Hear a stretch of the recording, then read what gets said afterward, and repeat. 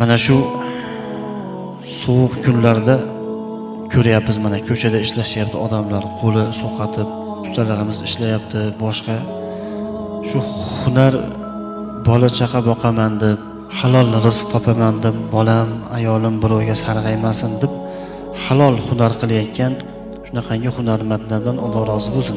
Ajr mukofotlarni Xudo va'da qilgan bu insonlar. Halol mehnat qilib ko'chada sovqatib, mana erkaklarimiz, oila boshliqlarimiz Xudo rozi bo'lsin hammadan.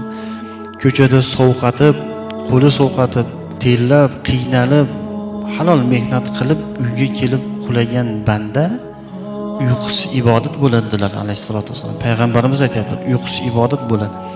Va har bitta olayotgan nafasda tasbih, istig'for bo'ladi. Halol mehnatdan charchab uxlab uyg'ongan bandani gunohlari kechirilgan holatda uyg'onadi degan. Shuning uchun shu mana sovuq kunlarda ham ishlab yurishibdi ba'zi insonlar ko'chalarda. Xudo rozi bo'lsin hammalaridan. Mana shu hadisda aytilgan darajatlar